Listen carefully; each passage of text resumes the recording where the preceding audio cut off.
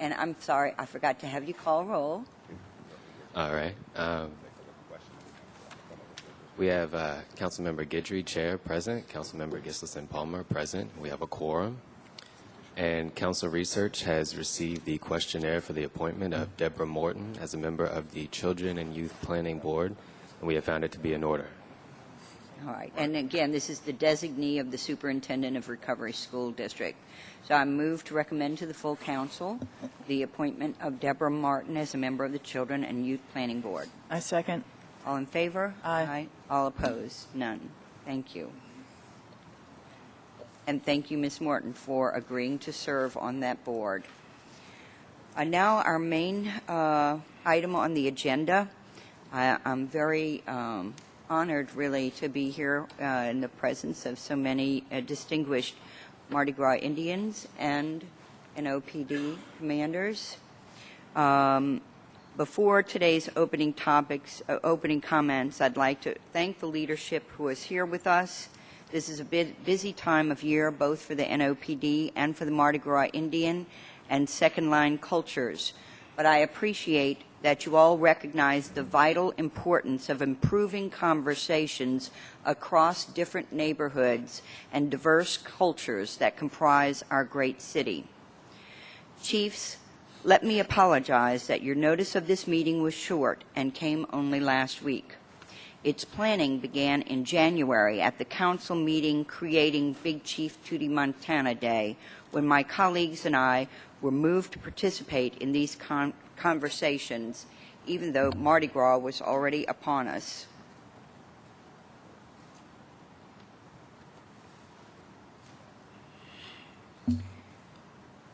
I waited to invite you until after I had secured a firm commitment from Superintendent Surpass to participate with you alongside his leadership from each police district. I did receive that commitment prior to inviting you here today, and I immediately invited you upon receiving it. Unfortunately, I learned late Friday that Chief Surpass would not be able to attend because of a trip to Indianapolis in preparation for next year's Super Bowl. I want to thank the NOPD leaders who are with us today. In some areas of our city, admirable strides have been made toward respecting and preserving the Mardi Gras Indian and second-line cultures, promoting healthy dialogue between police and cultural leaders. And we need to hear about what has been happening that has been helpful. We know, of course, that much more is needed. This is only the first of many conversations I hope this council will have and will assist in developing. These conversations must be ongoing, and greater understanding must reach into all of the neighborhoods, to include the Indians and those who follow the tribes. And it must reach the new officers on the force, the rank and file, and the supplemental police forces that are needed during peak times. The long-standing traditions and rituals of the Mardi Gras Indians are one of the most unique and significant aspects of our culture in New Orleans. In 2005, Big Chief Tootie Montana joined other Indian chiefs in the city council chambers to speak out publicly against what was named the St. Joseph's Day ambush, in which New Orleans Police Department officers forcefully disbanded the traditional Mardi Gras Indian celebration at A.L. Davis Park in Central City. That conversation was cut short on that day when Big Chief Tootie Montana died of a heart attack while addressing the City Council. The ambush on St. Joseph's Day was, at the time, only the latest incident in a long and troubled relationship between our police department and the Indian community that has unfortunately continued to this day. Again, we acknowledge that there have been a number of helpful efforts to improve these relationships, including a meeting last year between the NOPD leadership and the Mardi Gras Indians in Central City's A.L. Davis Park. The pre-meeting St. Joseph's Day 2011 contributed to that day being hailed as the best St. Joseph's Day celebration in recent memory. This is the type of thing we want to have continue. Since Big Chief Montana's untimely death, our city has endured many changes, and it is my hope that today's conversation will continue the dialogue between the Mardi Gras Indians, city leadership, and the police department that will support these traditions being carried out in a safe and respectful environment. We meet today in response to the requests and to what we heard at the City Council meeting recently when we had the inaugural Chief Tootie Montana Day. And we heard that a meeting was needed before Mardi Gras. And we said at that time that we would have one, and I'm very pleased that we've been able to do that. And I'm looking forward to the conversation today. There is another meeting that's been discussed that is absolutely needed for closure, and that is the completion of a meeting that was started in June of 2005 before Chief Montana died. And that meeting, I hope, will be a bigger meeting with all city council members, and you all have asked, some of the Indians have asked that it be in the evening, and that, you know, there be media ahead of time and all of that. And I want you to know that that we plan that meeting. We will plan that meeting to have that closure. It's just that having heard you just recently and knowing Mardi Gras was right upon us, we wanted to have a meeting to look at what our needs are to have a successful Mardi Gras 2012 and a successful St. Joseph's Day 2012, and then get into the greater conversation that will hopefully lead to this whole period being a period in our past, that in the future there will be an automatic acceptance and respect and reverence for the Mardi Gras Indian traditions by our city and by our police department. So I hope we all understand that, and I'm looking forward to today's conversation. To the audience, if you intend to speak at the podium, if you would like to speak, please submit a card to one of my staff members. You get the cards right over there and clock them in, and a staffer will come and get them, and that will allow 3 minutes speaking after we have the presentations from all of the presenters here.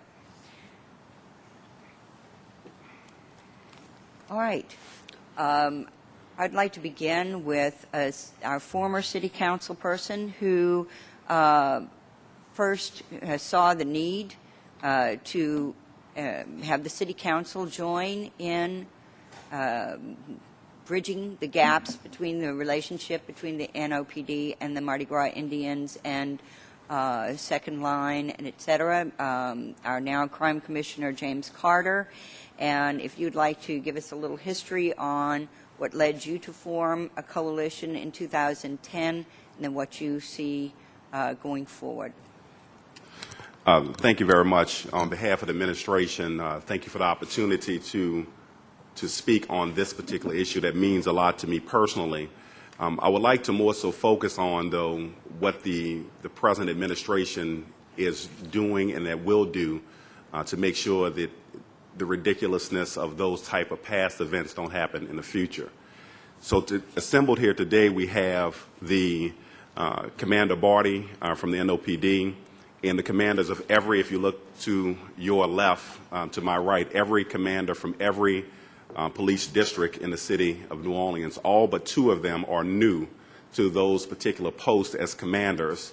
And one of the intentions here going forward is to make sure that the proper information, the proper sensitivity, the proper understanding is put in place so we can perpetuate an atmosphere that respects this particular culture tremendously.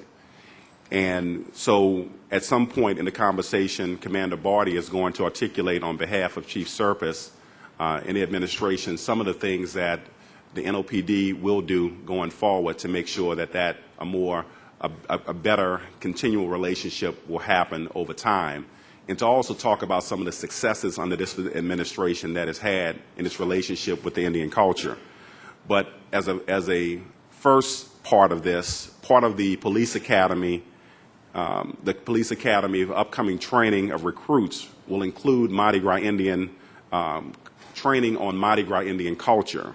We will work with the Mardi Gras Indians to develop this curriculum and will invite them to be, the Mardi Gras Indians, to be a part of the actual training of new recruits, as well as contacts with the existing commanders for various districts that actually affect the Mardi Gras Indian culture in terms of patrols, to actually go into those districts and schedule trainings to sensitize the officers and make them understand the rules and regulations in terms of they must and we must live by relative to making sure that we both have mutual respect for the culture. Commander Barty is going to talk about this in more detail, but these things are consistent with why, when we were on the council, y'all knew, why when we were on the council that the Mardi Gras Indian Second Line Task Force was created, as well as, no matter what we do, we couldn't give enough respect in honor to Chief Tootie Montana for the contributions he's made, not only to here and to the world, but as a token of appreciation and a token of identification. We made the first day of Mardi Gras Tootie Montana's Day, and that's to go on and on until the sun doesn't shine anymore. And that's a long time. So we want to make sure that we continue on going forward. We continue the positive dialogue. And Commander Barty is here to talk about more details going forward on behalf of the Landry administration and how we're going to continue on the more positive relationship now going forward into the future. Very good. And is it Chief Casby? No, Captain? this is Chief Boyalis. Right. And I'm Captain Barty, Commander Captain Barty. Barty, I've heard some good things about you with regard to the issues with Mardi Gras Indians. So I'm looking forward to hearing what the NOPD's future plans are. Thank you very much. Certainly is a privilege for us to appear before you today, alongside with all of the Indian chiefs here, who we've interacted very well with in recent years. Just to follow up with Mr. Carter just said, we have offered a cultural awareness program that is being developed. We had some follow-up talk this morning with Sister Allison on developing that curriculum, and we embrace receiving this curriculum and have it presented to all of our recruits as part of the academy training. Also, what we have extended to every Indian chief, and part of this curriculum, approved curriculum, is the fact that we have roll call training in our districts, 15 minutes of every day, and this is part of a new process with the superintendent brought in as part of a Lexipol training program, which these officers, every single officer in the district, every supervisor will receive training every day. We are embracing this concept and invite this cultural awareness training to everybody in our district. In a matter of probably 2 days, you could train 100% of this police department. When the roll calls overlap, you can catch 2/3 of a district in a 15-minute period to have cultural awareness. We have gone incident-free on the last 2 years of this, and in this administration, we have had no incidents in Central City. The A.L. Davis move from Taylor Park was very successful. We put out over 130 officers to ensure their success, and we're looking forward to the end this year. I'd like to cite one small example. We do a lot in Central City, and as these commanders that are here before you today are new under this administration. There's only 2 district supervisors in this room who have been here longer, and it would be myself and Captain Norton in the back of the room. Each one of these guys have stepped up to the plate and embraced this concept under this leadership and under this administration. The case I want to cite was this year in the 6th District, we have a toy giveaway, and 200 kids usually ride out of station on brand new bikes. That's a small part of it. But what happened this year is we had a couple other attractions. And one of the most profound and most entertaining was that the actually Indians came forth and participated with the police department and taught the costume making process. And it attracted as much of a crowd, well, only second to Santa Claus. But it really did. It really did. It was a coming together between the police and the Indians working towards a common goal, as we will this year again. Thank you. Thank you. Hard to beat Santa. I'd like to have all of the Indian chiefs and the advisors, facilitators who are here today to introduce themselves. I would like to thank Sabrina Montana and Allison McCrary and Barbara Layson Keller for coming to my office and giving me some information that's been vital to my being able to hold this meeting today, and your work, of course, for the Mardi Gras Indians and the second liners and the like. And so, Sabrina, would you like to help with the introductions? I can. Starting from my left, we have Bertrand Butler, who's with the Mardi Gras Indian Council. We have Bertrand Baptiste, who's with the Yellow Pocahontas. We have Sabrina, could you move that microphone? Oh, I'm sorry. There you go. We have Big Chief Tyrone Casby, Mohawk Hunters on the West Bank. We have Dow, and I don't know Dow's last name. Dow Edwards, Spy Boy, Mohawk Hunter. Okay. We have Big Queen Cherice, Maroon Queen. Yes. Okay. All right. And she's with the Guardians of the Flame. Right. Okay. Big Chief Clarence Delco, Creole Osceolas, Big Chief Darryl Montana, Yellow Pocahontas, Big Chief Walter Landry. What tribe? I apologize. Black Mohawks out of Jefferson Parish. Black Mohawk Hunters, Jefferson Parish. We have Jerome Smith, community activist, cultural elder, just civil rights activist, and teacher, for sure, teacher. Did I miss anyone? Okay. Before we started, I want to say also that Scott Hutchinson, the advisor to the mayor for cultural affairs, has been working very, very hard to bridge communications between the administration and the culture. And I just want to recognize that as we go forward, and we can talk about what other issues as it relates to working together going forward. Great, thank you. And could we have an introduction of the NOPD officers who are here?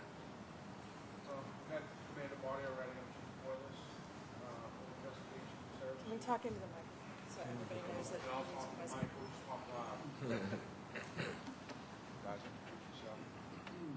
Commander Weiss, 4th District. Algiers, across the river. Commander John Thomas, 3rd District, which includes Lakeview, Boscoville, several Gentilly area. Commander Chris Gutley, 5th District, Bywater, Marigny, 7th Ward, 8th Ward, 9th Ward. Commander Bobby Norton, 1st District, includes Tremay, Mid-City, Esplanade Ridge. Okay. Commander Michael Harrison, commander of the 7th District, which is East New Orleans. Captain Jimmy Scott, Special Operations Division. Commander Jeff Walls, 8th District, Bucray. Paul Noel, 2nd District, includes Uptown, Pidgeottown, Gertown, Holly Grove.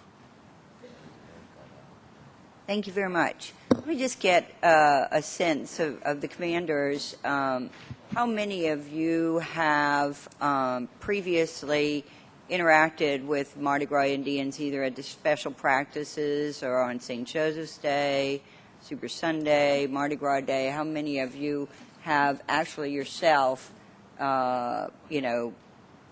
been policing during one of their events? Okay, so most of you have good experience with it or some experience with it. All right, in that case, what I'd like to do is go ahead and start with perhaps, again, Commander Body, I've heard that in your district that you all have been proactive, and I'd like to know what it is that you've done so far to bring in the Indians. You've told us about the Christmas giveaway, but what do you have now as your routine for working with the Mardi Gras Indians? Well, what we will do is as we're doing today, I'm sure that we will meet again at A.L. Davis Park prior to all of these events. Prior to us going out into the field for any of these events, prior to us actually going out into the field, we will have a debriefing with our commanders as we did prior to Super Sunday, what our expectations are. There's a constant interaction because we actually host more of these events than most districts. There's probably one every Sunday, some type of event. We've come far along meeting with Chief Howard Miller, who actually has held his practices at the S&S Club.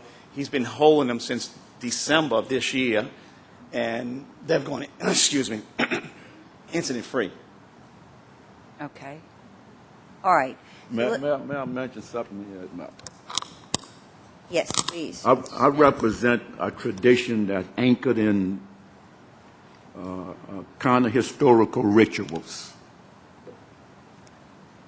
And the dynamic that is, as it relates to the difficulty of what is called loosely the Mardi Gras Indian, have a long history of abuse. In my efforts in the civil rights movement, where dogs were put on us in Baton Rouge, however, the first time dogs were put on us was with Tootie Montana in 1953 or 4 back on New Orleans Street. So there's been a long-term disrespect for this. And that was shortly after bringing one of his aprons to the United Nations. He had been invited to go to Ghana by Kwame Nkrumah, but because of the political disruptions, that did not achieve itself. Much of what I do in terms of a simplicity of service comes out of that ritual. For example,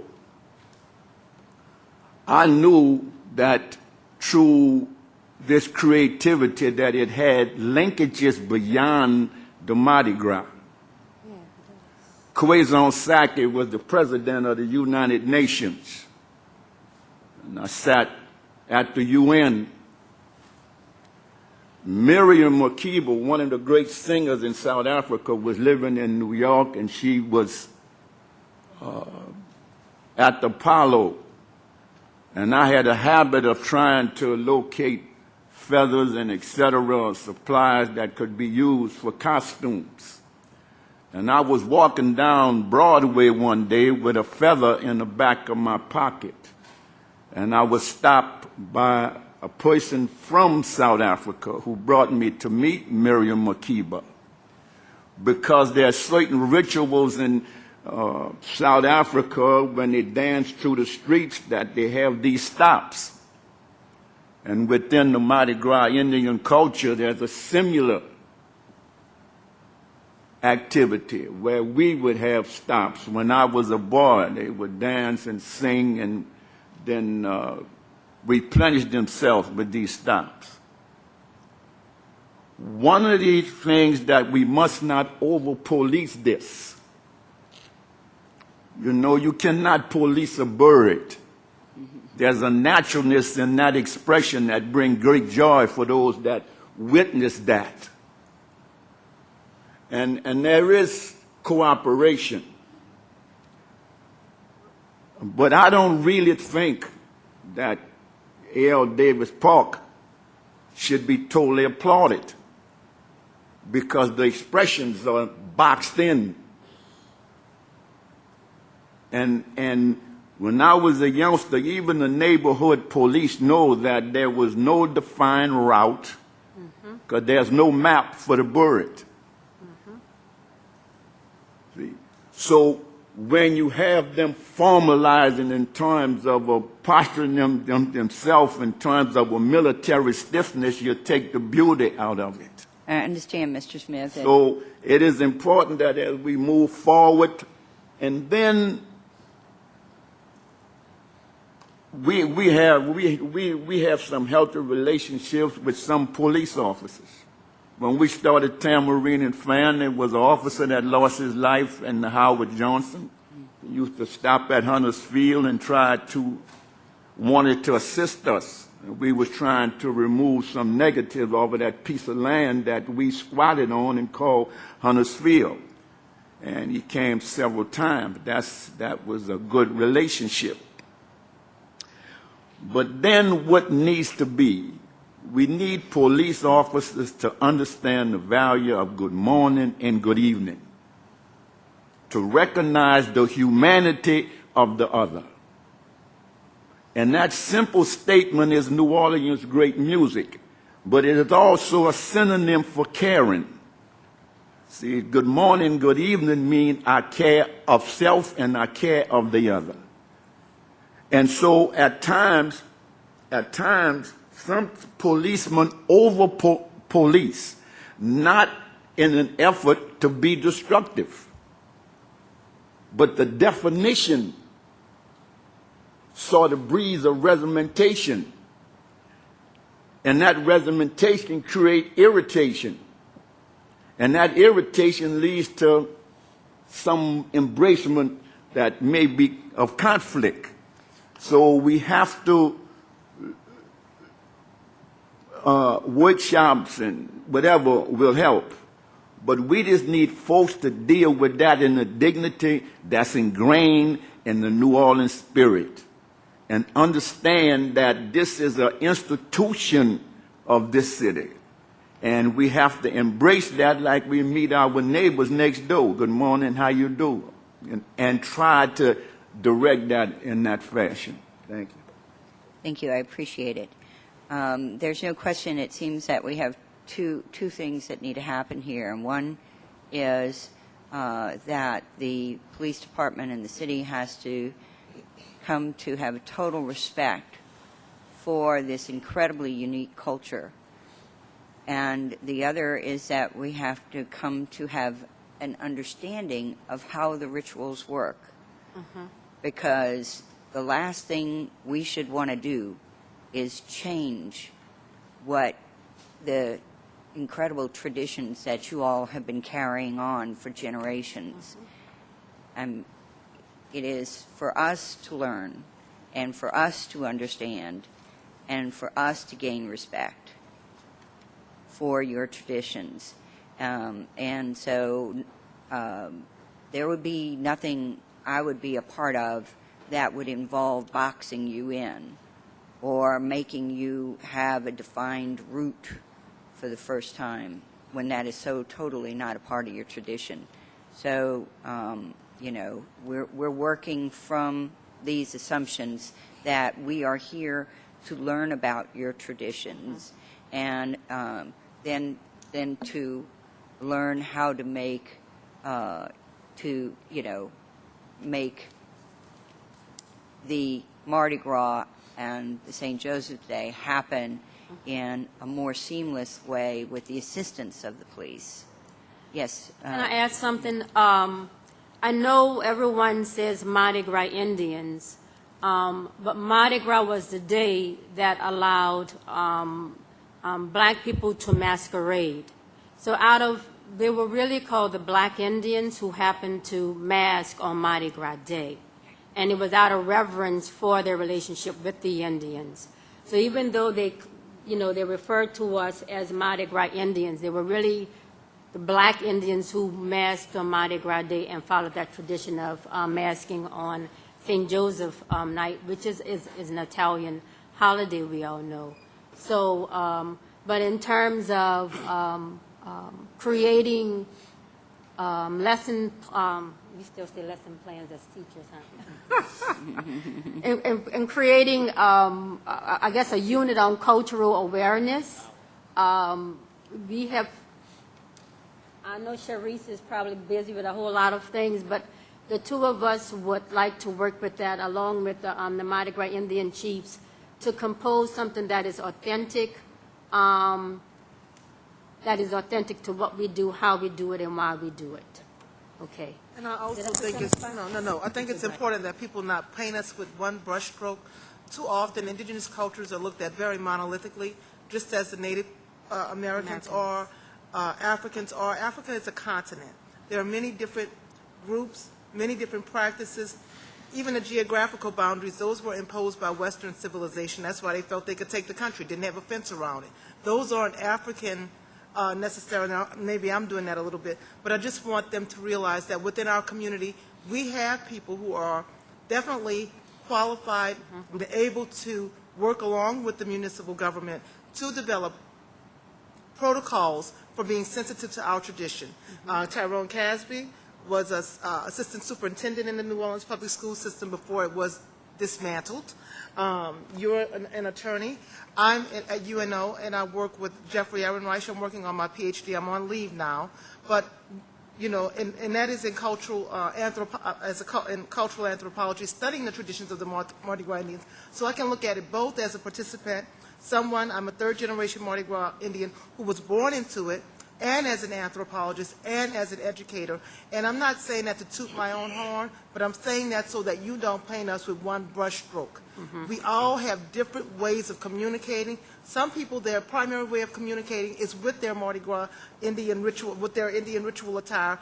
Everyone is different. Everyone is different, and please don't paint us with the same brushstroke. And please know that we bring something, and always it should be a circle of giving, and we should know who's giving and who's receiving, because when you work with us, you will receive just as much as we receive from being able to bring our culture and traditions to a wider audience in an authentic manner. I'm sure there's no question of that. Appreciate that. I'm a bit wordy. I was a third-grade teacher, and I really want to make sure people understand. Thank you. Would any of the chiefs like to speak about what, particularly, I want to focus on the upcoming Mardi Gras events, and I'm hoping that there will be a meeting between the NOPD and the Indians between Mardi Gras and St. Joseph's Day, so you can discuss what happened on Mardi Gras and then work toward St. Joseph's Day being as successful as it was apparently last year. And then after we get over those and have some time, then I would like to have the large meeting where we have the closure on the meeting where of the day we lost Chief Montana. So, but would any of you, the chiefs, like to speak particularly? Yes, sir. Yes. So happened I'm the only one without one. Yeah, it's broken. So I'll take two. I'm Chief Darryl, Chief of the Creole Osceolas. Come from one of the three villages of Gentilly, Pilot Land, Sugar Hill, and Vascoville.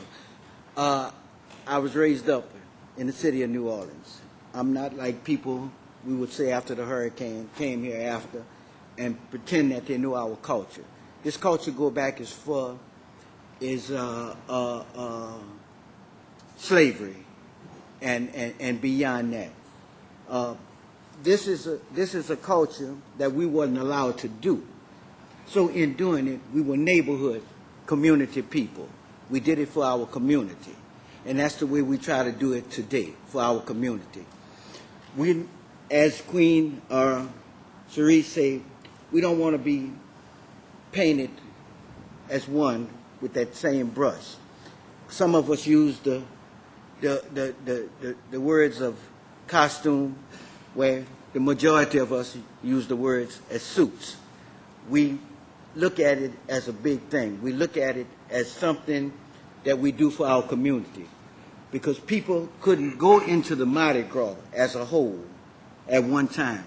So when we decided to do this, we didn't decide to do this no other way but pay reference to the American Indian. Because when we couldn't go nowhere and had to go places and ran away, that's who took us in. And when he took us in, why not pay tribute to him? There's a lot of Native Americans around the country that don't understand us until we tell them what we're about.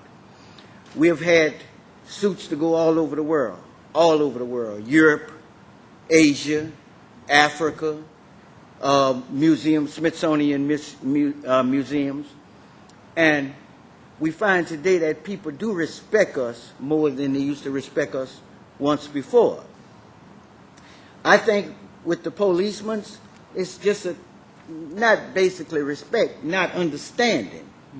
They don't understand what we're about. Because back in time, those communities was mixed. And a lot of people out of our culture knew a lot about us more than we did ourselves. We paid attention to Miss Nocentelli that stayed on the next street.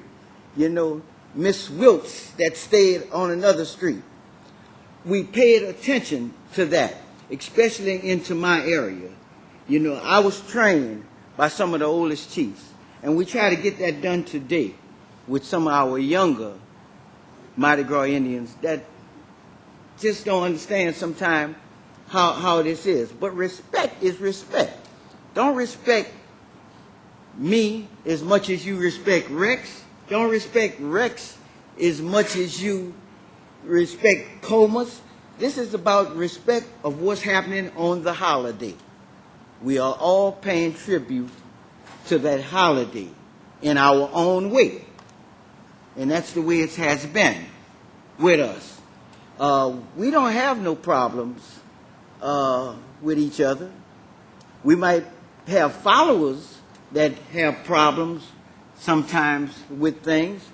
And I don't know if the chief of Bacchus, call him a chief, but the king of Bacchus can get off his float way back there to come up and take care of problem that's happening way in the front.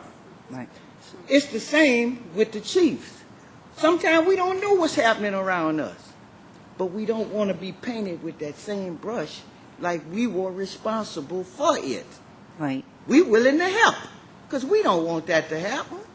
And that's, I think, something I'd like to speak to. I would like for the chiefs to speak to is that it is my understanding that there is, within the tradition, the chiefs are in command, and they monitor and they self-police their tribes, and I would like you to speak to that, because I think it's important for officers to understand that you already have a mechanism in place to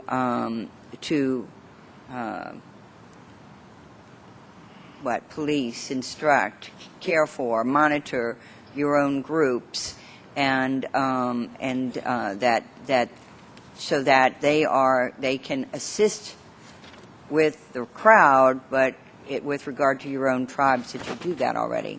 Not just this last word. Seem like you know more about Indians than a lot of people. You know, this is I'm what a we're learner. about. We have flag boys. We have spy boys. They take care of the majority of what's happening around us. We have certain signals that we have came up with through generations that can control what's happening with us. It might be that person on the outside that can't. It seemed kind of funny with us if we're out on the street on St. Joseph night. I have a police car in the front of me, a police car in the back of me. I have to accept it because that's what I'm dealt with today.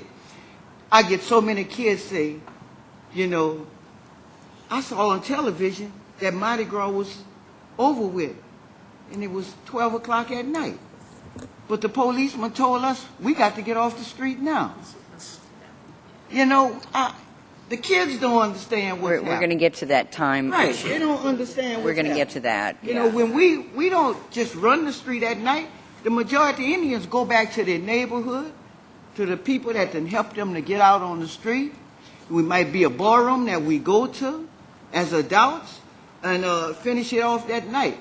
But I don't understand how it closed when the sun go down for certain people, and it's still going on almost the next morning with certain people. So I guess we have to know what's happening so we can teach these kids because they are confused about this. Yes, and that's something that's been pointed out to us about the time issue, and we're going to talk about that today too. But for right now, Chief, if you could address the issue I brought up. Good morning, everybody. All right.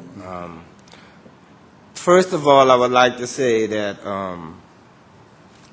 the Mardi Gras Indian tradition is deep within my soul. I started massing in 1967. I started sewing in about 1961. I was 6 years old.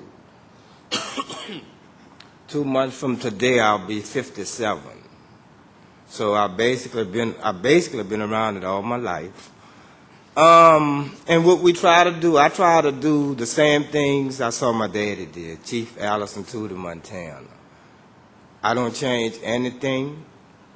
As far as when we're on the street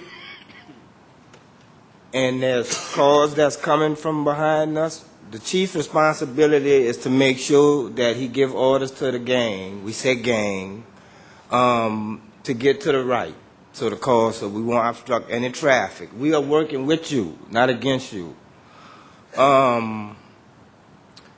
And I noticed the year before last we were at Orleans and Claiborne. We got out a little late, but it wasn't 6 o'clock. And when we arrived at Orleans and Claiborne, and there was an officer that was directing traffic, and I nodded to speak to him, and he gave me a look like,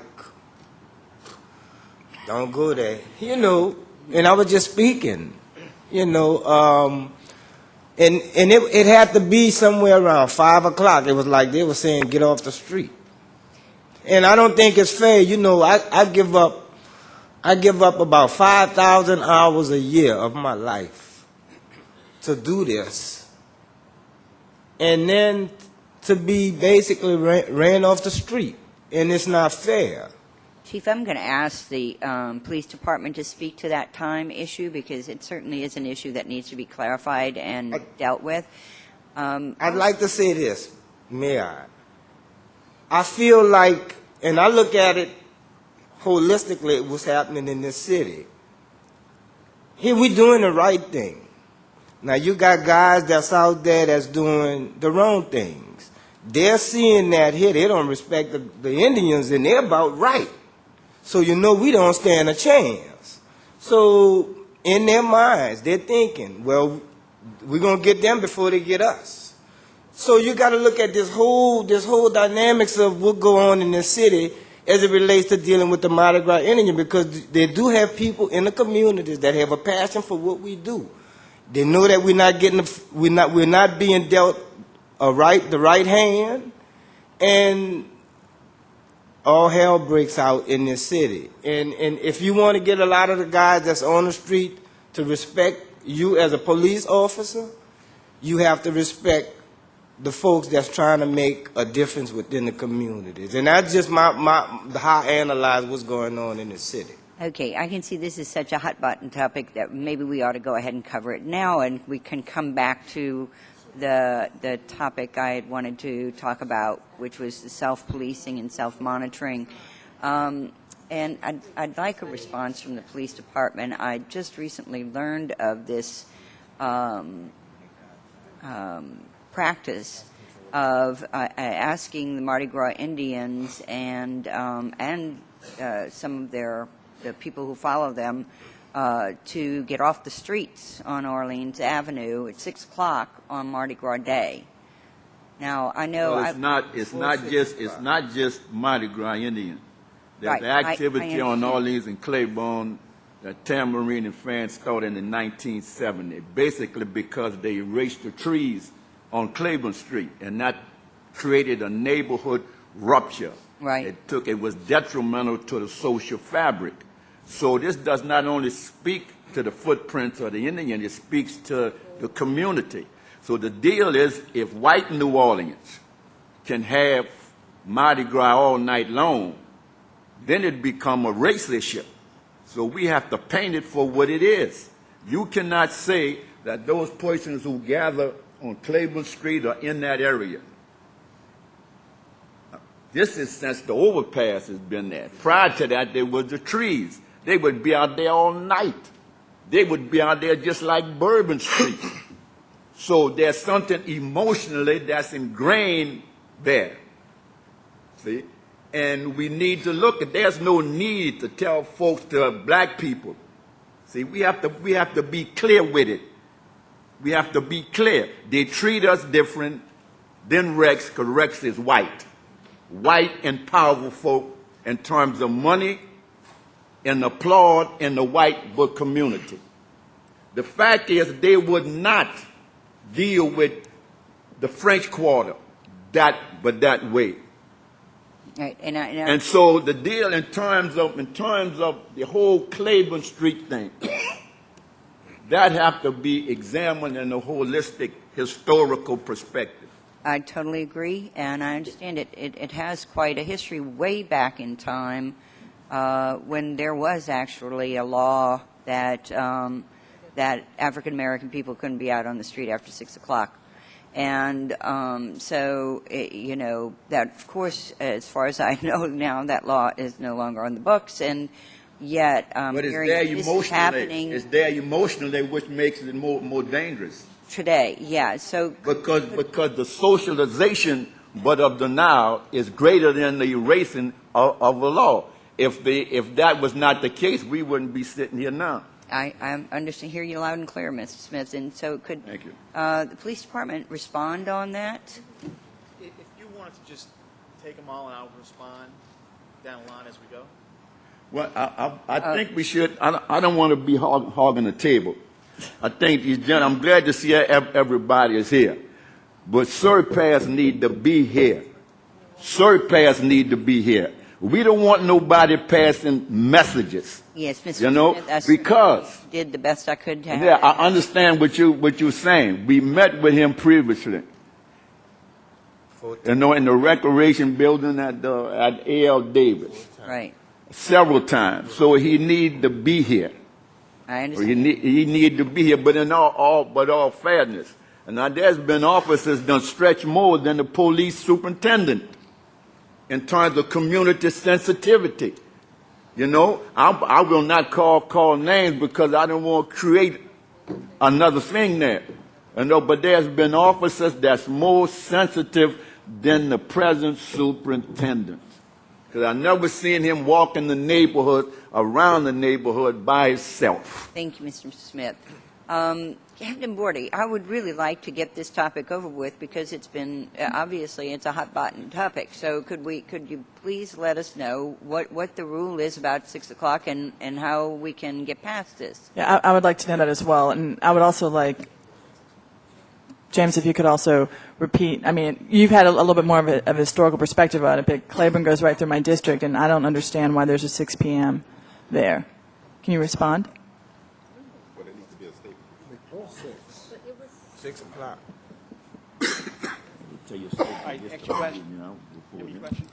Yes, the question is, why are people in the Orleans, Claiborne area told that they need to go home, be off the streets at 6 o'clock on Mardi Gras Day?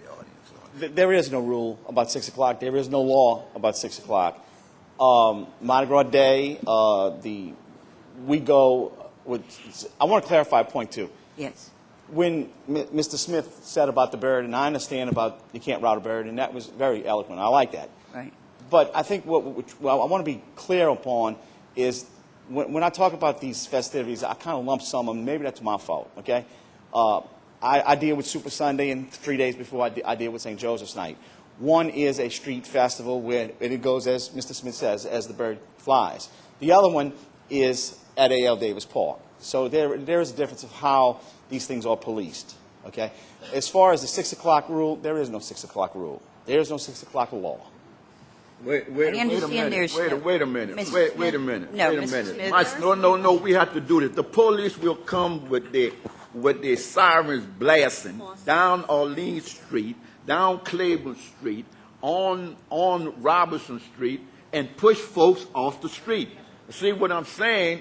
The rule as a law is not ingrained, but the emotion is there. I'd like to that ask happens all the time. Now, unless you get resistance from folks like some of us, but the point I'd like is, to ask some of the other folks here. including out in the audience, if you have experienced this 6 o'clock rule in... Yes. Mr. Casby, would you respond? I experienced the 12 o'clock rule. That was in the middle of the day. Basically, on the West Bank, we're the only tribe, of course, the Mohawk hunters. And as we paraded with our spiritual procession, because I take it very spiritually, and as Darryl pointed out and as Jerome pointed out, this is something dear and sacred. I've been doing it since I was 4 years old. In the time, the man hours, you cannot value that.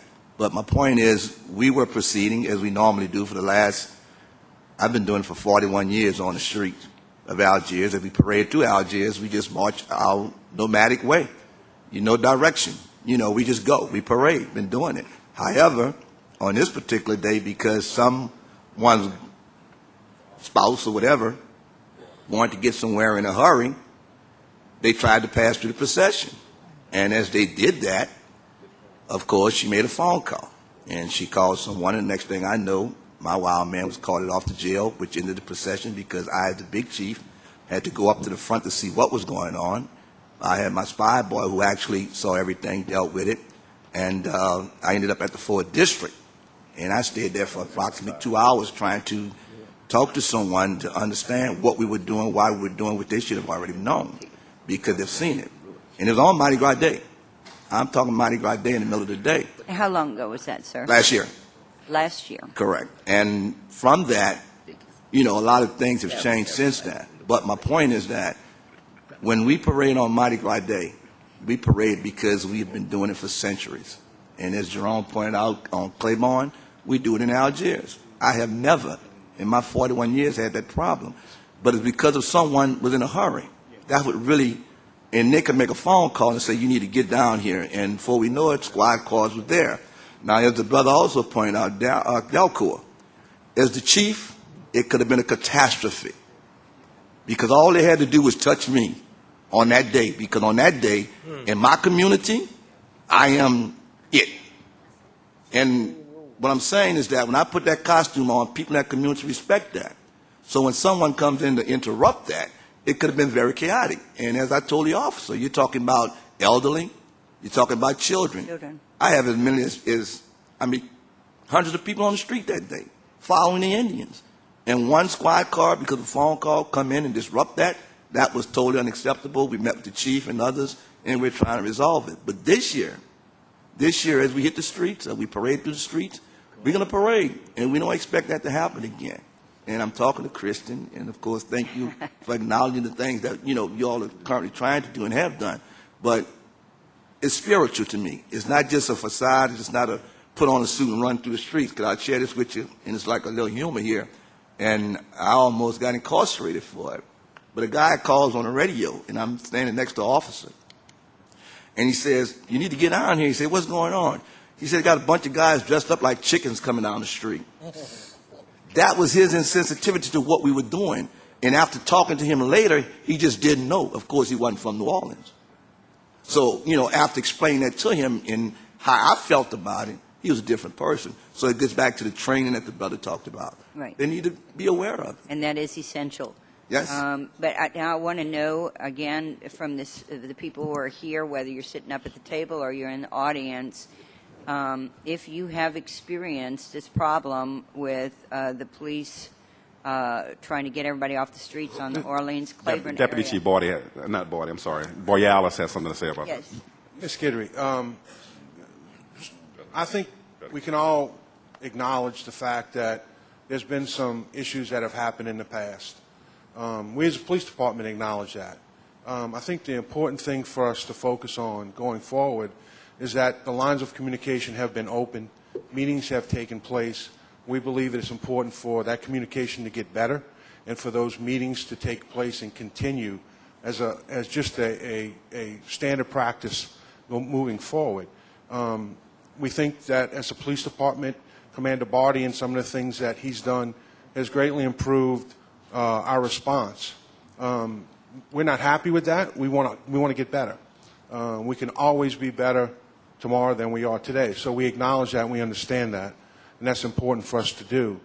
I believe for the police department, one of the things, and it's been mentioned by members of at the table, is that we need to make sure that our officers are aware of what's going on, that they understand the culture, and that they're sensitive and respond appropriately to these things. So I think for us, the focus is that we want to make sure that we continue to improve.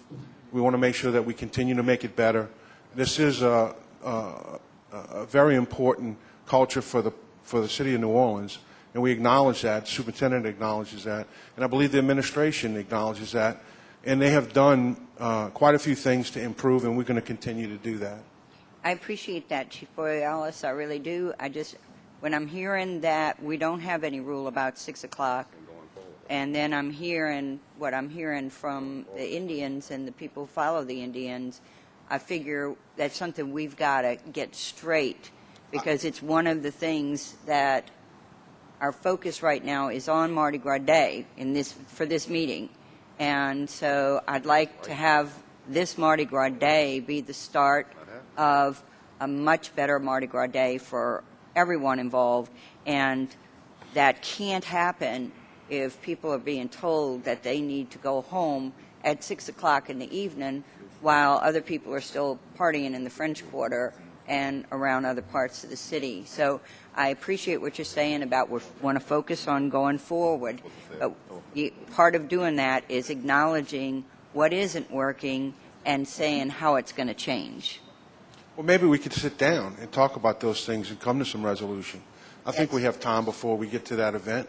That's great. That's what I can tell you that we will commit as a police department to do that and to try to resolve it and work through it and maybe get a better understanding and gain a better appreciation of both sides. That's great. And let me say that I've been down on Frenchman Street, which has become a very popular place for Mardi Gras revelers to meet out in the street and have party out in the street on Mardi Gras afternoon. And I know that the police will start coming through the intersections with the lights on or whatever early in the evening to try to give people the idea that maybe it'd be good to go into the places of entertainment and not be out in the middle of the street. So I know you have to deal with crowds all around, but this particular problem seems to be one that is affecting one certain group of people, and it's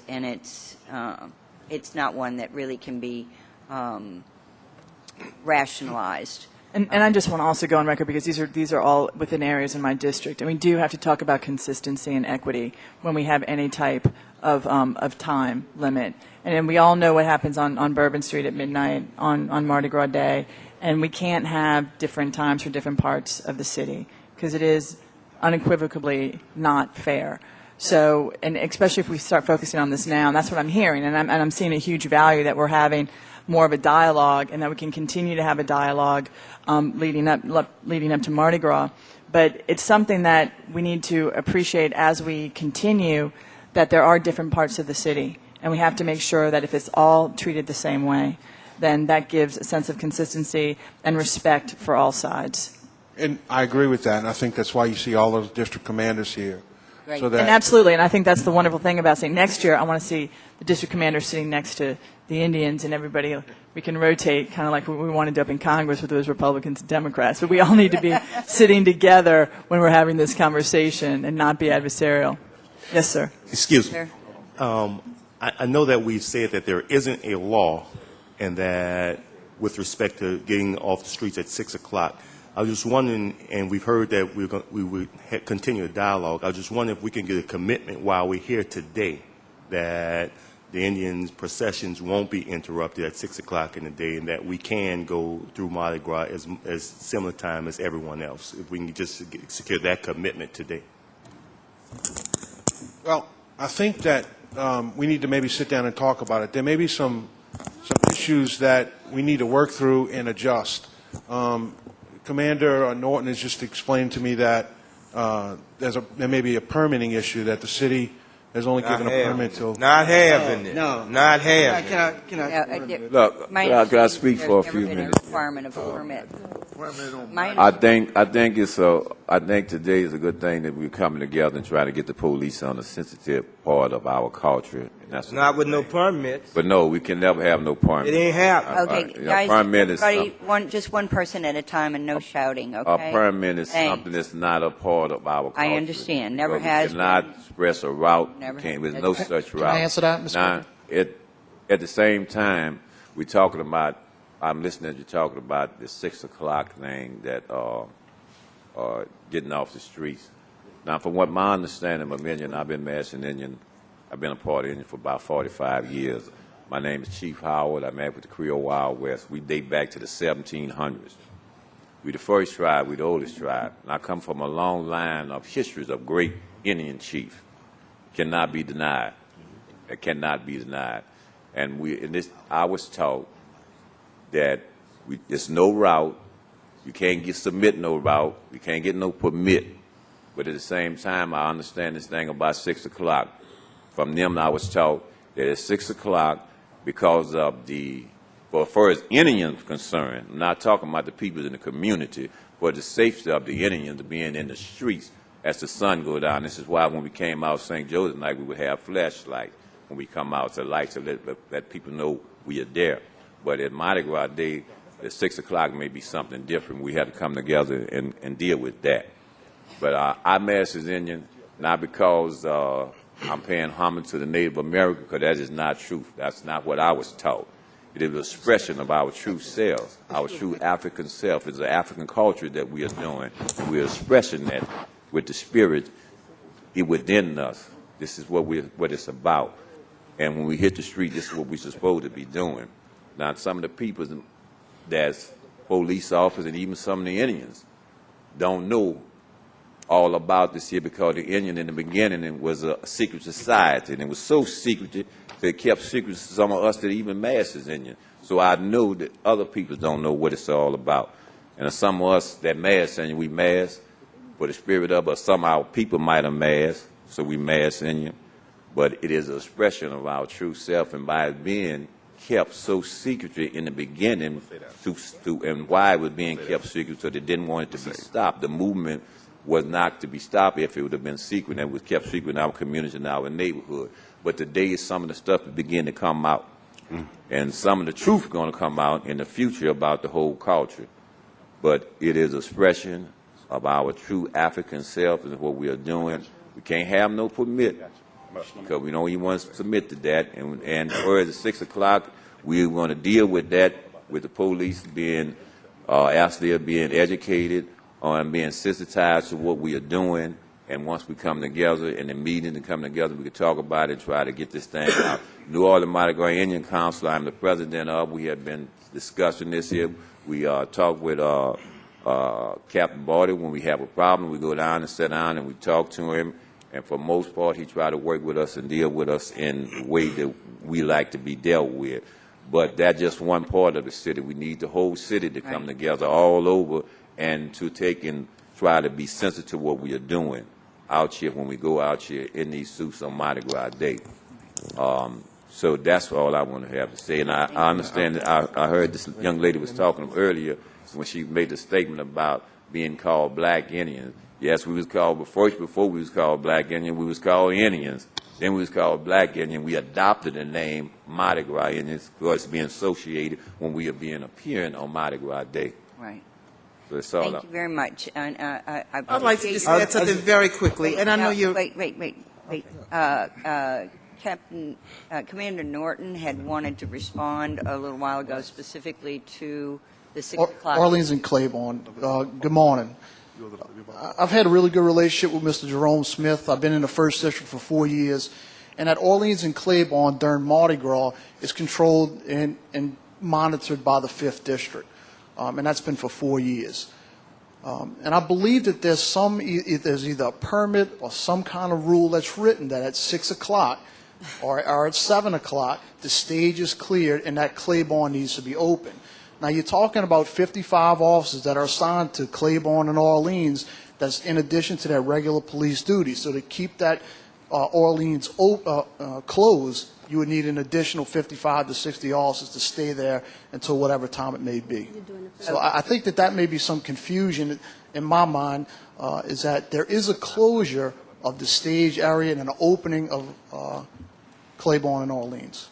So are we talking about a closure? So when we say that they have to move on at 6, we're talking about just so that the street can reopen, or are we talking about, because I'm hearing two different things. What are we speaking of is that Tambourine and France initiated a performance area at Orleans and Claiborne, which is called Mardi Gras Claiborne and Mardi Gras under the bridge. The effort was designed to try to encourage people to come back who had been displaced by that rupture of that highway there.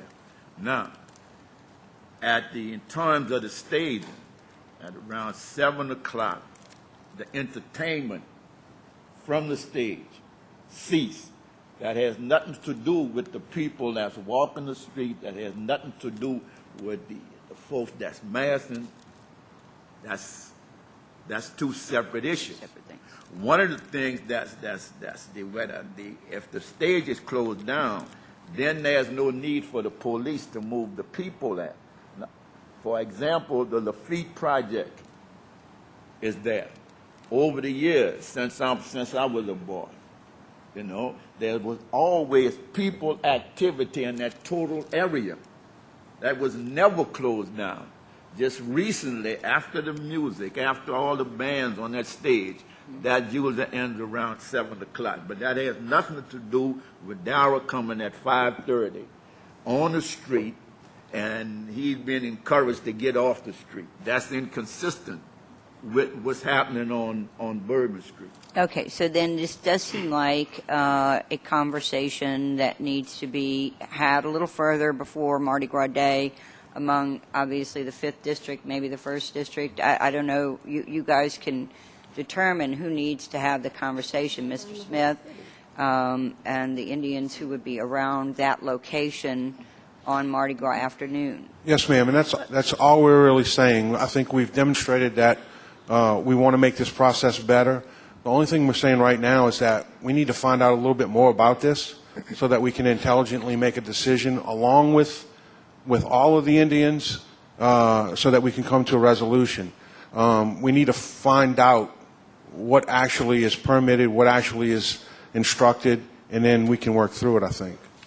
Yes. Well, I want to say this about the permit. We gotta address this because what I'm getting out of this is as if you all don't understand what it is we're doing when we're on the street. We are basically playing a war game, right. Hide and seek. And if we got a permit, which means we have to take a particular route, and then the opposing tribes will know exactly there's where going to be no permits. There was never any permits. There's never going to be any permits. As far as I know, we would certainly We just need to get clarity on on what's going on. That's all. To the extent that we need clarity, I think we can work through that at a different meeting. But I think what we're saying here today, though, is with respect to the Mardi Gras Indians and the Mardi Gras Indian culture. Not anything to do with what's going on with tambourine and fan at the Back to Mardi Gras celebration. But with respect to the Mardi Gras Indians, the Indians don't need the permit, but we need to have a different dialogue of how the Indians can interact with your permitting of another event. I think that's what we're saying here. No. The Indians not being permitted. What I'm saying, though, is that you have other events that are permitted, as Mr. Smith acknowledged. Let me say this, man. There's no way in my spirit that no government, nowhere in this country, nowhere on principle of spiritual dignity, there's nowhere I will accept. I done been in jail throughout this country. I will not entertain that. No, that's not the deal. We have an arrangement with the stage that we will instruct the police in terms of certain procedures, in terms of the life of the people in the area that have to be respected. There's no permit for that. That's what I'm saying. The only thing they have has to do with security and electrical hookups where the folks from the city have a timeline for that. And that will be given to the police after we... Correct. That's exactly what I'm saying. Can I say something? Sure.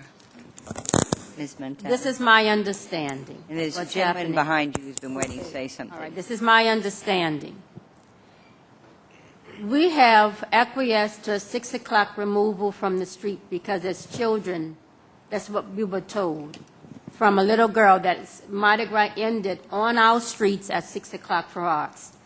That's because there were rules on the, may not be on the book, but during Reconstruction time, there was a period where black folk could not be on the streets after 6 o'clock. And I'm thinking, and I know that it's a timeline that's in the book that Freddie Evans just published. It talks about these different kinds of laws that are not laws per se, or ordinances that have impacted what we do to this very day. So my understanding is, come Mardi Gras Day, February 21st, 2012, the Indians will continue their tradition of masking throughout the city of New Orleans with the understanding that at 6 o'clock they will not have a police car or policemen on horses or any person of the New Orleans Police Department pushing them off the street. That's the question that's on the table. We've already agreed to that in our so prior meetings. Okay. I mean, you guys know that. I mean, we agreed to 8 different things from that meeting, and we fully intend to do those things. We're just talking about a very, very specific thing that I think really is maybe much ado about nothing, and that once we can get a chance to see what it is and sit down with you guys, I think really it will resolve itself. Okay, so we're all on the same page that we all heard that they will not be shut down at 6 p.m. Yes. Yes. Okay. Okay. We do. Now this gentleman has been waiting. Yeah. That's Ms. Bertrand Butler? Yes. Yes. I would like to say thanks to both of you council members for being present. We really needed more than just you two, but hey, you two is the start, and we do appreciate it. I'm more than sure I'm speaking for each and every one sitting here. We have captains from the district, from each district. These captains are going to go back and speak to their subordinate about harassing the New Orleans Mardi Gras Indians or their followers on Mardi Gras Day. But before they can do it, they're going to have to talk to the superintendent, which is Superintendent Soipez. Just like Superintendent, we would like to speak with him direct, Superintendent Soipez. We would like to have someone in the mayor's office. No, we would like the mayor to be present, and also each council members. Then that way, I think we can come to a head. But thank for you all for starting it. So I understand that Mardi Gras Day, the New Orleans Mardi Gras Indian, thanks to these captains who is concerned, and they're showing you concern by being present. It will not, under no circumstances, being harassing other New Orleans Mardi Gras other Indians on Mardi Gras Day. That I would like to close my statement. Thank you once again. And like Jerome Smith stated, we've been meeting, Jerome Smith and I, with the New Orleans Mardi Gras Indians. And all we have to do now is meet with the high up, the mayor himself, Chief Soipez, and Captain Boyd and the rest of the crew. Thank you. Thank you, Mr. Butler. And I'd like to get on to one other very tangible issue that about Mardi Gras Day and the Indians, and that is a complaint I've heard about the police officers using their vehicles. And, you know, I mean, I've been in some of these walks and runs where we've wound up, you know, we're enjoying ourselves more than we were walking or running. So I ended up close to the back of the procession or the run or the walk, and with the police car right there. And you know, sometimes they do the sirens and the noise and whatever, and I know that that can be a kind of intimidating feeling. One of the complaints that I've heard from the Indians is that when they're marching or they're doing their processions, that the police will use their vehicles to get up very close to them, do the sirens, the noise, et cetera, and of course that has a negative effect on the atmosphere that their processions otherwise have. And so one of the things I know that I've heard and that they are asking is that officers don't not use audible sirens if possible, not to have the lights flashing if possible.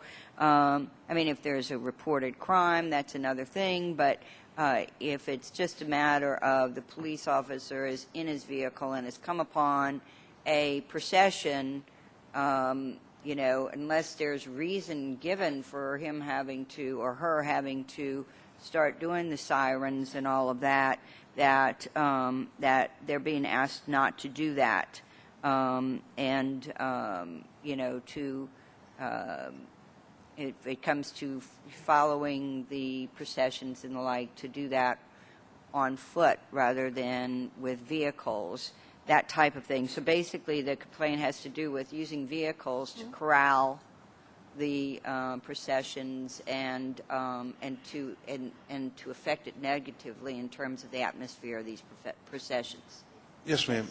Ms. Guidry, maybe it's a good idea to kind of go over some of the highlights from the meeting that Superintendent Surpass attended with the groups and kind of explain some of the things that were agreed upon at that meeting. One is that there will be no pushing of the Indians or crowds with the cars. That was agreed upon by the superintendent. We fully expect to implement that. Officers on foot rather than in their cars. We don't want to use the cars as a barrier to hide anybody, and we want to make sure that our officers are interacting with the people in the crowd. We have expressed a willingness to implement a plan to facilitate rather than interfere with allowing the groups to self-monitor or self-police, as you said. We are not going to be using any sirens or blue lights during a rehearsal or ritual unless absolutely necessary for an actual reported crime or responding to some type of police emergency. Again, the training that Commander Barty spoke about for our officers as far as cultural sensitivity and awareness relative to the groups. We have agreed and committed to stop any harassment or intimidation and to have a positive attitude and respect for the Indians. See that one word you said, respect? That's what we're about. We're going to respect you, and we want to be respected. And we won't have a problem. And we want to respect you. We do. We won't have a problem. Respect. Yes, this is good, and I just feel that, you know, this is so achievable. It is simply a matter of those of us who did not grow up parading with the Mardi Gras Indians and did not grow up with a family of Indians, learning what an incredible culture it is and when an incredible, unique heritage it is, and that we want nothing more than to let it have all the space it needs in this big city to be able to continue to continue to exist and to continue to thrive. And so, you know, that's what those of us who didn't know about the Indians growing up need to do. And those of us who are the Indians, it's just, I think, a matter of teaching us, you know, teach us about what you are about. And I wanted to get back to that self-policing and self-monitoring thing that I was informed about. And I think it's an important thing for you all, for the chiefs, to tell the police department about. But we also have to tell our members. We tell our members, like with me, I don't want them drinking, because when we're on the street, we're basically doing a job, and you don't go to work drunk. So when I see guys in my tribe, they're drinking, I get on them. We're not drinking because we're responsible. We have kids with us. You understand? And most people, a lot of times, people let their kids mess with me because they know I don't have no problems, and I don't want no problems. But, you know, we're working to make it, everybody have a good day. And that's what it's all about, having a good day, showing love. We kind of talk, I'll talk amongst one another, but we are one big family. We're one big family. Well, great. And I'd like to add that that is very much the truth, that we do police ourselves. On St. Joseph's night, my son, who's the big chief of our group, did not mass, but I massed St. Joseph's night along with Andrew Wiseman, who's an adult male in our group, and we had a little medicine woman, myself and my medicine woman, and we went uptown to Central City. And my father was a longtime big chief of the Creole Wild West in the 60s. So we were about to meet the Creole Wild West, and I was very excited because my father was the chief of the Creole Wild West, and the leadership of the Creole Wild West did not want to meet us, but that's okay. Because I want to make the point that it was not an argument, it was not a fight. The chief sent the message to the front that they did not want to meet the Guardians. We just parted ways, peace.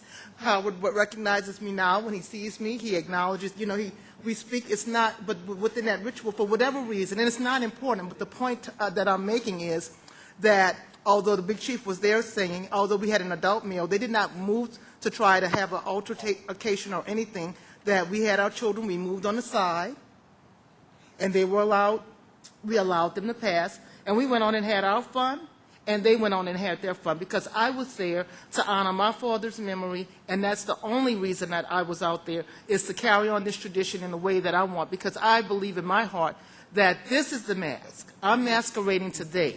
When I create the ritual attire that I wear, that is Cherice. That is Queen Reese. That is the Maroon Queen, that I have not bowed down, that I have found a way to remember my ancestral homeland, and it's in my DNA. And the manifestation of that is when we participate in this tradition. That's very well said. Thank you. Thank you. And one other, just, you know, I get these little facts I want to get out there, is the idea that a lot of the costumes and or the suits are large in size, and so the Indians go out in the streets, and they're sometimes told to get onto the sidewalk, and that is a difficult thing for them to do, and it very much disrupts their procession and their tradition. So that's another thing I think that we need to become sensitized to, is that we shouldn't be demanding that they be on the sidewalk instead of out in the street, as is their tradition and as their suits kind of demand. So I have one public comment card. Does anybody else have a public comment card they've filled out other than Mary Howell? Ms. Howell? Thank you, and I'm really glad that we are having this meeting here today. One other point that I want to bring up that I haven't heard discussed here today, and I think this has been an excellent presentation discussion here today. It's clear among the Indians who's in charge when they're on the street. It is not clear with the police department who's in charge, because when the Indians are moving, particularly in St. Joseph's Night and on Mardi Gras Day, they're crossing different district boundaries. And what happens is we've got good relations and rapport and dialogue going with the 6th District with Captain Barty and with the 1st District with Captain Norwood, but oftentimes we don't know who these groups are that are coming in, and like the example that Chief Darryl Montana gave us of an officer being rude to him or giving him a dirty look or something. Who is that officer? Who are they assigned to? But what has happened at St. Joseph's Night, which has been successful because we've got legal observers out there too, with the ACLU, the National Lawyers Guild, the law students, and we've had that tradition happening there. But this last year, in the 6th District, we also had then Deputy Chief DeFillo. We had Deputy Chief Arlinda Westbrook. We had the Independent Police Monitor.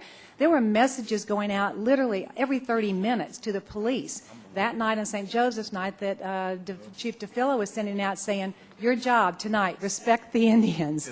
Do not interfere with the Indians. That was a constant message we were sending out. And there was one little flurry of activity we had downtown that we got quickly resolved because there was a command structure in the police department, you know, that was responsive and that we could go to and say, who's the go-to person? And we need that in the police department. Chief DeFillo used to do it almost informally when he was there, but I don't see, and maybe I'm missing something here, but I don't see who that point person is overall. So we have a phone number to call. Let's say Mardi Gras Day. This year, we start getting complaints and we start getting problems. Who do we call instead of having to do the round robin and then figure out? I didn't know that the 5th District was the people who were in charge of Orleans and Claiborne, and the district boundaries are changing. So if we could also get that specific element covered so we know who to call, and we have a number. Everybody has a number. So if we have complaints this Mardi Gras, that we're not waiting until Ash Wednesday to hear about them and find out what went wrong, we can intervene on the spot and hopefully resolve some of these issues. Commander, Chief, is there one person? That's a fantastic idea. Well, again, we're committed to making sure that it runs as smoothly as it did last year. While Chief DeFillo's not here, Chief Albert is the Chief of Operations. Kind of all falls under him, and he will be serving as ensign commander, and he will be that person. And then you have the district commanders like Commander Barty and Commander Norton, and the communication between the two. And I think that worked in the past, and I don't see any reason why it wouldn't be able to work now. I think let me separate the two things out. I may have confused it. St. Joseph's Night worked because Chief DeFillo was on site the entire time, making phone calls, intervening. Our Chief Westbrook was there. They were there. They were on point. And we were able to deal with some problems and intervene. Last Mardi Gras was not successful. It was not successful in the 4th District and in Algiers. It was not successful downtown. And we didn't have anybody really that we were able to get through to. So we need someone who gets it. Someone who gets it and understands that we need people who understand the traditions themselves and the number that can be called if we have a problem on Mardi Gras Day. Not a problem. Okay, so my understanding is that this is just one convening. Yes, what I'm hearing loud and clearly is that we need like a smaller task force made with the police and the Indian leadership to keep everybody on point. And so what I'm hearing then is that this is this makes a lot of sense, that through the smaller convening, that you will then give us a number that will be given to all the Mardi Gras Indians and all the chiefs, that they know that if there's an issue, this is the person that is called. And we've got it at the 1st and 6th District. I think those communications are pretty well set up. But so that's one farther afield we start running. Okay, so we need that, and then we also need that constant messaging to the police, and this will be on top of what I'm hearing is working really well is what y'all are starting with the education and the training recruits. But we also need to have the Mardi Gras Indians involved in what that curriculum looks like. Yes. But on these days, these important days, we need messaging from the leadership of NOPD telling all the officers in the rank and file to respect this cultural tradition. That's what I'm hearing. Yes. Thank you. Yes? Okay. I'd just like to, yes? one brief moment. I just want to thank the police officers from following that meeting last year. We got a lot of good response on St. Joseph's Night. We got a lot of good response at the Super Sunday that went on Uptown. And we got a great response at the Super Sunday on the West Bank. There was a meeting that was held between my big chief and the commander of the 4th District prior to last year's Super Sunday. We had an opportunity to speak, talk about what was going on, communicate, and have a good understanding of what needed to be done on that particular day. So we got a lot of good things that we have happened since this meeting at A.L. Davis Park. I was a member of that meeting. But we need to continue going forward. We can't let the dialogue go down now. Chief DeFillo, at that time, took a special interest. And I guess that's what Attorney Howe is requesting, is for someone in the New Orleans Police Department to take a special interest in our tradition and cultures and step forward so we can have that person to interact with and move forward and move this thing on so that we don't have to have these meetings talking about the past bad incidents. We can talk about the good incidences and the good communication and the good relationships that we have between the Indians and the police department. So we're not here to just jump on your back and talk up and gripe up and harp on the things of the past. What we're trying to really do and accomplish here is forge a good relationship so that going forward, you all will respect us, we'll respect you, and when there's mutual respect, there's nothing but a positive attitude that will come from that. So I thank you all, and we ask that you all continue to work with us as we get this to be a good relationship. And all of the things that those those events are very public events, and there's a lot of media surrounding them. But I'd like to personally also thank, is it Captain or Commander Bordy? I don't know what it is now.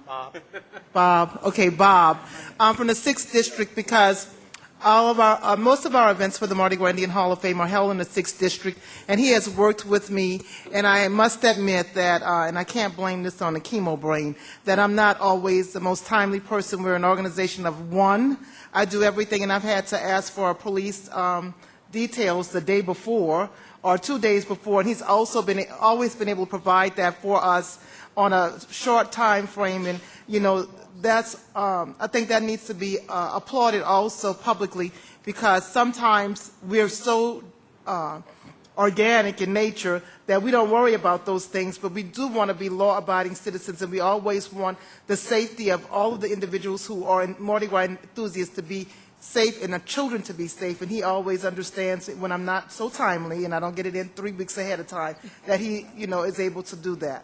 Great, thank you. Let me say this. One of the things that needs to happen before we all leave this particular convening today is that each leader of the Indian culture here needs to make sure you talk to the commanders, each commanders, because we keep talking about the very positive relationships with the 6th and the 1st. Now we have new leadership in most of these districts, and so before you leave, there needs to be a conversation between the leadership and these other commanders, so we can develop those same type of relationships that we want to have going forward, so we can continue the positive dialogue. Commissioner Carter, I think that's an excellent idea. No.